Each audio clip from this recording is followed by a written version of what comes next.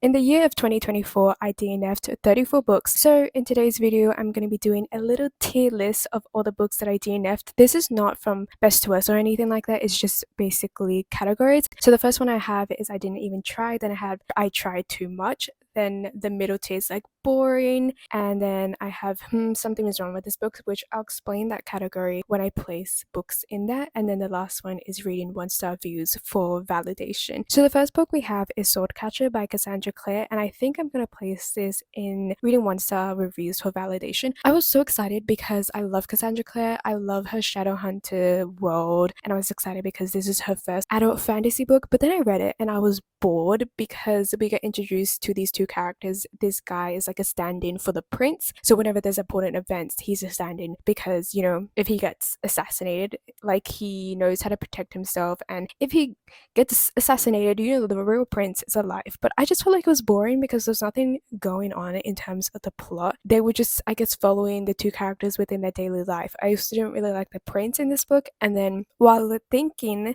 whether or not I wanted to DNF it, I checked 1-star reviews, and a lot of people were saying that the book was really boring and that I didn't get better until like the very end of the book, and it's a thick book. Okay, so at that point I just gave up. I wasn't enjoying it. I felt like it was slow, I felt like it was boring, didn't like the two main characters, and then I just gave up. Then we have To Kill a Shadow.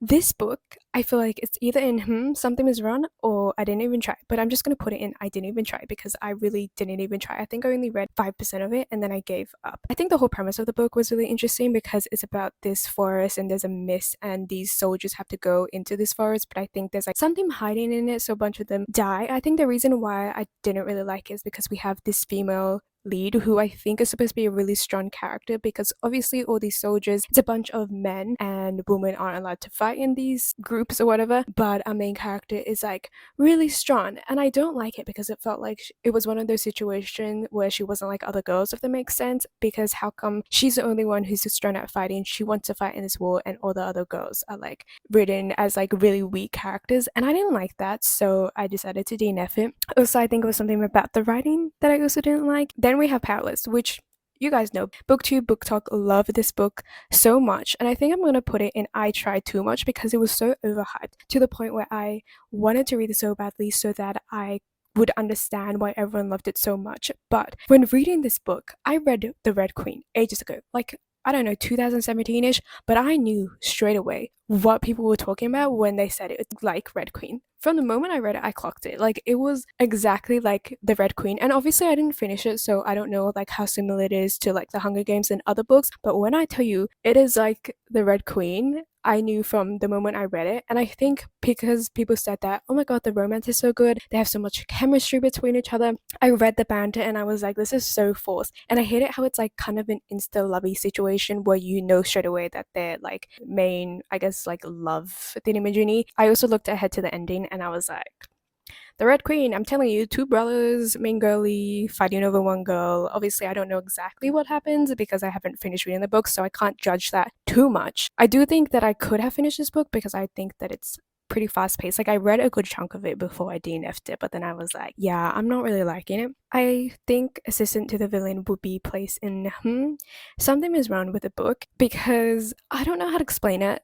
The whole premise is this girl who comes to work under a villain, and he's not even a villain. I think his father is a villain or something like that. So he pretends to be a villain, and I think the circumstances of under how she began to work for him is kind of weird. But I also didn't really like the female lead. I can't remember why, but I think it's just something about the romance, and I think the way that she treated another woman, which that whole relationship was complicated. But I remember there was a certain scene which made me really laugh out loud, and it was because of the way that it was written. I can't exactly remember the quote, but I have it on my Goodreads, I'm pretty sure. But I think it's just like the way that it was written. Didn't like the female lead or the characters, and I definitely do think that I could read the book. Again, I think it's probably super fast paced, but I honestly just didn't want to read it. The book that wouldn't burn, I'm putting it in boring, because honestly the reason why I DNF'd it was because it was boring. I feel like I would have liked this book because it's this whole fantasy book, and I think that it would have been interesting, but I just think that in terms of the world building, it was really slow, and I think I did read quite a good chunk of it, but then I just felt like I couldn't get through it. I may give this book another another try in the future. I don't really know.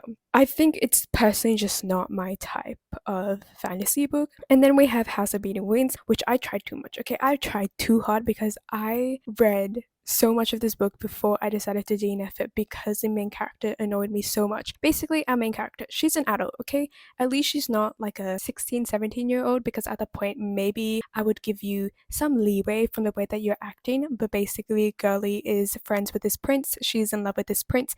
Everyone is warning her off, the prince, even her grandma. And she's so rude to her grandma, and the prince is manipulating her, and even I can tell, but the whole situation is just like so stupid, and I'm screaming at her, girl, what are you doing? Listen to the people around you who are telling you that this prince is a bad guy. And that just made me angry, so I stopped reading it. Iron Widow, I'm putting it in I tried too much, because I also read a good chunk of it. I feel like I could have finished this book, but I didn't want to. I just think it was too like pessimistic for me at that time, and it's basically like a sci-fi world, but it was really confusing for me because it was set in like traditional Chinese times, but it had sci-fi elements at the same time.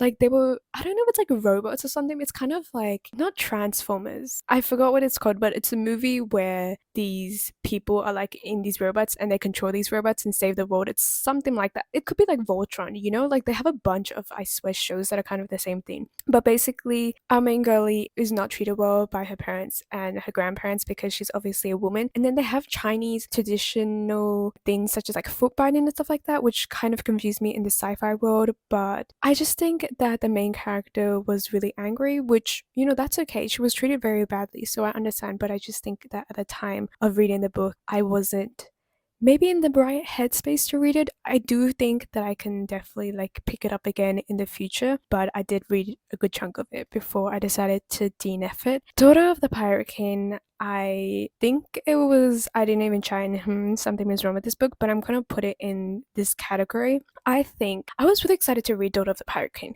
because I had it in my TBR for a really long time. And then I started reading it and I was like, maybe some YA books are just not for me. Instantly, when we met like the male lead, I was like, don't like the banter, don't like the chemistry between them, because I think it's supposed to be enemies to lovers, because basically her ship gets overtaken by like another ship and she's the daughter of the pirate king, obviously, so they're kind of taking her as hostage, and then we meet the male love interest and she's kind of locked up and stuff like that. I didn't really read that much of it, so I obviously can't explain, but I think it's just the writing and the characters that put me off. Then we have the deal with the elf king, which I'm putting this in, there is something wrong with this book.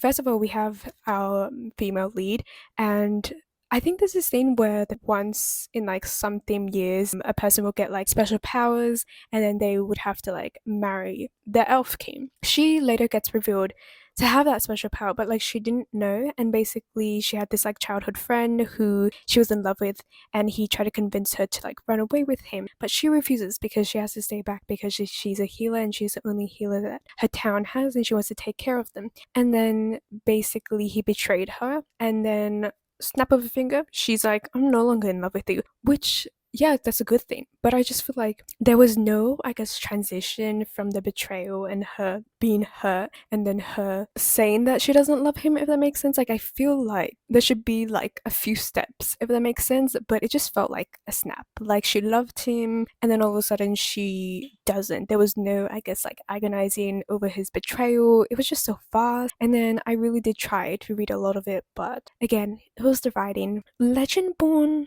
I don't really know where to put this thing, but basically with Legendborn, I tried to reread it because I read it the first time, DNF'd it. I tried reading it again, and then I DNF'd it. I found the main character annoying, to be honest, because she's just very angry, which understandable because of what happened, but I just felt like she was so whiny. I also think that the whole like society was very interesting, but the way that it was explained was too fast for me to pick up, which totally is my fault. But I think the issue is that the main character is being introduced to this whole world, and then she's able to understand everything like so quickly. And then the whole love interest as well, if you guys have read the book, the love triangle, I hate them both so much. Like, a lot of people have said that it's a really good book though, so I don't really know if you guys enjoy it. Tell me what is good about it, because whenever I read reviews, obviously if I don't like the book, I can't really understand why people have given it a good review, but at the same time, I DNF'd it. So in the end, I don't really know anything about the book besides my, I guess, like first impressions of it. So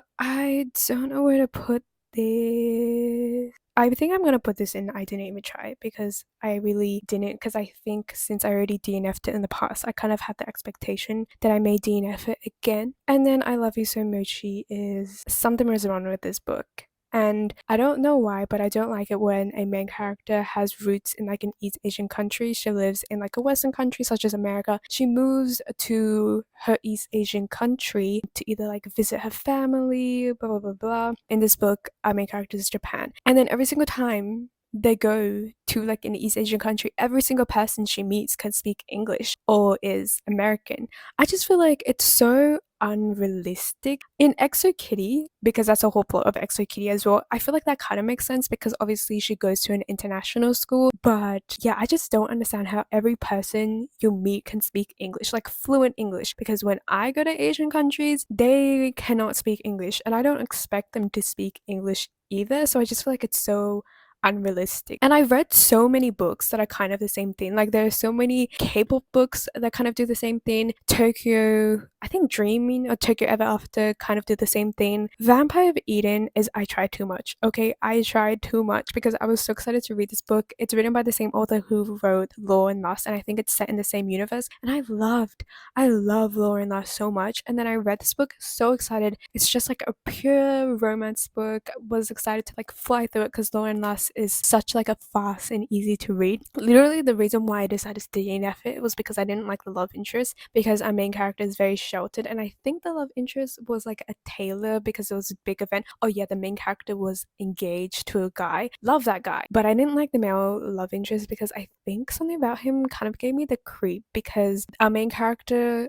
besides like his fiance or whatever, or like the people in his family, this Taylor was the only other person that he knew. And then he falls in love with him, and I don't know, he gave me creepy vibes, even though I think it's like a pure romance book. I just didn't like him. Evernight, there's something wrong with this book. Okay, it's basically a vampire like novel YA, which I think is maybe why I didn't like it as much. But basically our girlie's parents are like professors in this boarding school, and then she has to move to that boarding school as well. And then she meets this guy. Basically she tries to run away from this boarding school. She thinks she's being chased by something. She meets this guy, and then like straight away, it's not like, I don't think it's insta-lovey, but she likes him because he's the first person that she meets. And then basically when she goes to the school, she sees him again, and she, goes up to him and say hi, and he pretends that he doesn't even know her. At that point, I'm getting second-hand embarrassment. At that point, I'm telling you, girl, stand up for yourself. But no, she meets this guy once. She already likes him. He ignores her,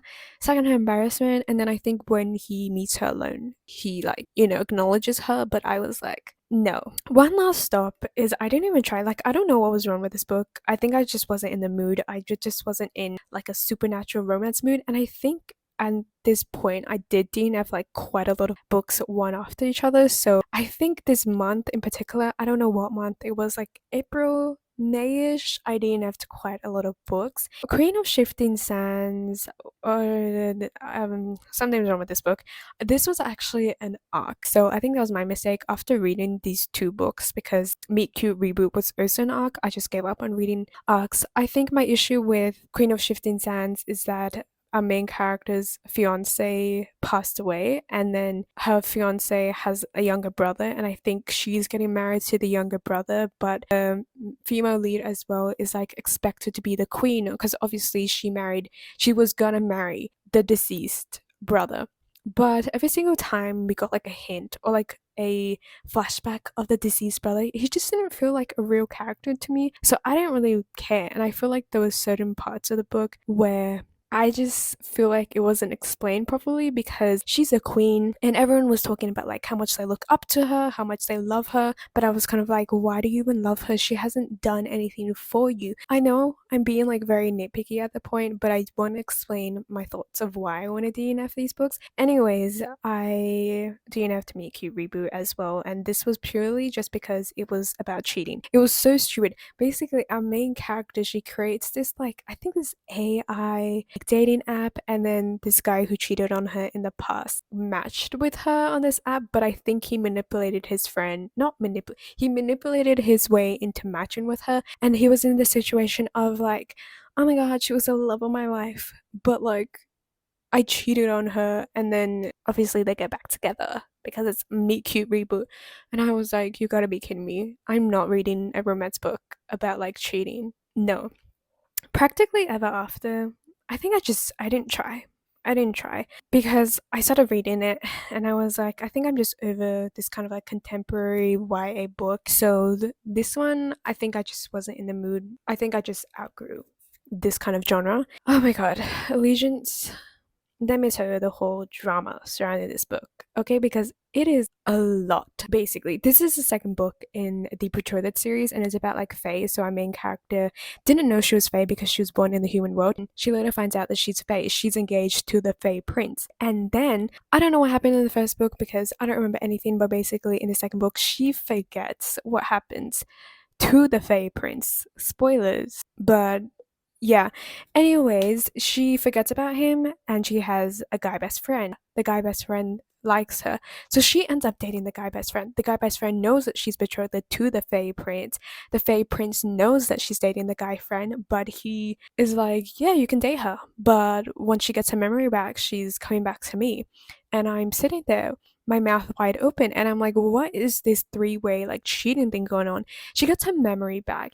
And then the guy friend was like, obviously, he's gonna give her back to her betrothed. But then they like kiss, and then he kind of was like, oh, do you think he cares? And then she was like, well, he's not here. We're in our own little bubbles, so it doesn't really matter. And I was flabbergasted, okay? I was not sitting through that. So yeah, I decided to stop reading that book because honestly that whole situation made me so angry. Heart of Flames, I think this was a mixture of reading 1-star reviews for validation and boring, but I think I'm gonna be putting it in the last tier because with this book I wanted to read it so badly because I read the first book ages ago and I really remembered liking that book. But then when I reread it, to be honest, it wasn't as good as I remembered it being. And then I read the second book and I was like, this is kind of boring because it just feels very, very repetitive. Like the same thing was going on. We kept getting point of views of different characters that I didn't even care about or I never heard of them before. And then we got like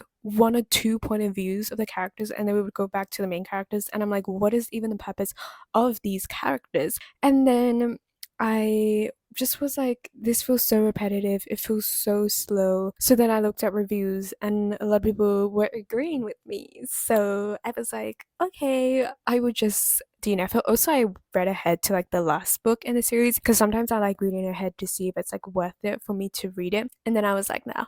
Trial of Sorcerers, actually, this was kind of stupid, but I DNF'd it because of her family.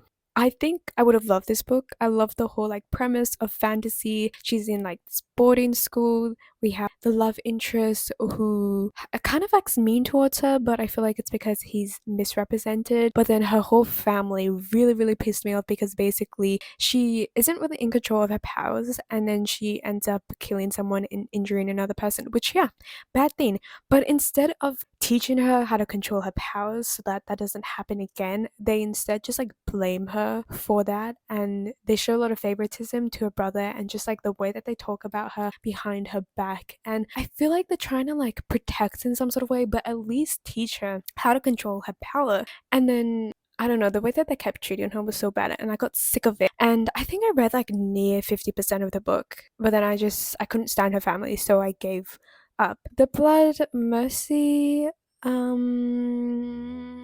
didn't even try, to be honest. Like, I think I heard about this book from TikTok and then I started reading it and I was like, oh my god, why is it such a fat book? And I was like, I give up.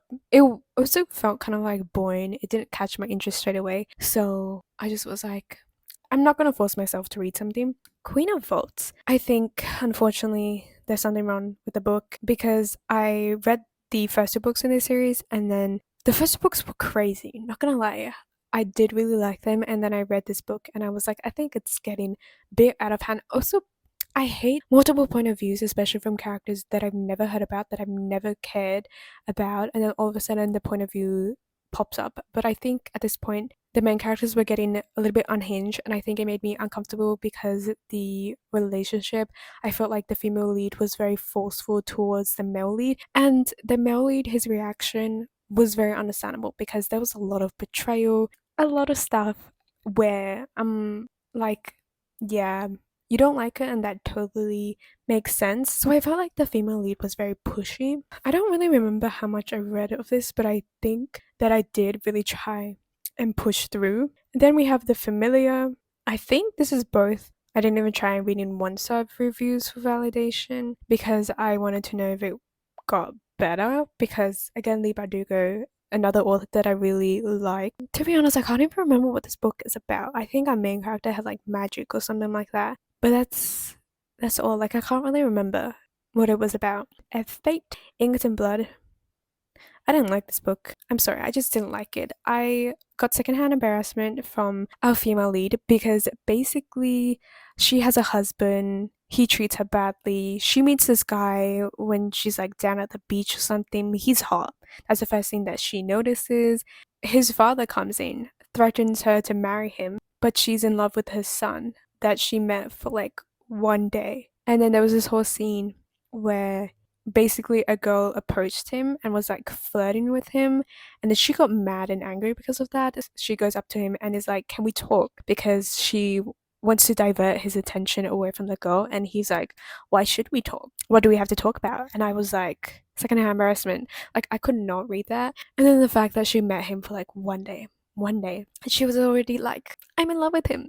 Then we have The Sun and the Star, which I was so disappointed with this book because I was so excited to read it, and then I finally gave it a chance. This is not a Percy Jackson book. Like, it is not. I love Percy Jackson. It's my favorite series. It's my childhood favorite series. It's a series that got me into reading. And then I read this and I was like, what the hell is this? First of all, Nico and Will did not sound like Nico and Will. Nico kept making self-deprecating jokes, which I don't know why they try to make him seem like an emo kid. And then Will, I felt like he didn't even act like he liked Nico. And when we got like that cameo of Annabeth and Percy, Annabeth made this stupid joke. No, Percy made this stupid joke about like fish and chips or something. And then like Annabeth was like Tataras. You know what? I have my notes on my DNF list, so I will pick it up for you guys because I need to share my anger over this whole situation. Okay, basically the joke was tartar sauce, it goes well with fish and chips. And they were talking about Tataris because they had to go back down there for a like quest. And I'm like, there's no way Annabeth or Percy or whatever would make a joke like this. Like it sounded so stupid and they didn't sound like themselves. And I was like, I cannot. I've been waiting to read this book for so long, but it sounds like a fanfic. I think at that point, like Rick Riordan should just stop writing books in the Percy Jackson universe. Also, I think because this was written, like it was co-written, which is why it sounded so weird. But I haven't read like the other, like Chalice of Gods or anything, so I don't know if that's any better. But I don't really know if I want to because I don't want to ruin my perception of the series. Then we have The Nightingale. No, Tom Lake. This I think was just boring. Tom Lake was boring because it was like a literary fiction, and I know it's about like her family, and I think it was talking about like the past of her dating an actor or something, and then she's telling the stories to her kid. I was just like, this book not interesting in my opinion. So yeah, that's why I decided to DNF it. The Nightingale, reading one-star reviews for validation, because this is another book that was talked about a lot in booktube and book talk. It is like a historical fiction. Historical fiction is not my favorite genre, and I read it for a video, and yeah, I understand why people think that it's pretty sad because there's a lot going on. But I think first of all, I didn't like it because the way that it was described, the sister wants to join a revolution, she wants to rebel, she meets this guy, he ends up betraying her, and then that was kind of the blurb of the whole reason why she wanted to be involved in this revolution, which is not true at all because she already wanted to be part of the revolution, but the blurb makes it seem like the only reason why she did it was because of a guy. I also read a lot of reviews where people were saying that it has issue with historical accuracy because people said that there were certain timelines that weren't right, and there were a lot of people saying the same thing. So if it's kind of repeated, I'm like, okay, I'll take what you're saying as truth. But I do think that this isn't my type of book, and I think I was also getting a little bit bored, but I was just struggling. Okay, when I'm struggling through a book, like, I know. Then we are beginning again. I didn't even try. This was written by the same author who wrote like the Save Me series, which is like the show. Loved that trilogy. But then this one, it just felt very like Wattpad-y, I think. Toxic relationship. Out on a Limb. I think I put it in something's wrong with this book. Out on a Limb is like another really hyped, really popular book, but I think when I read it, I was like, I don't understand.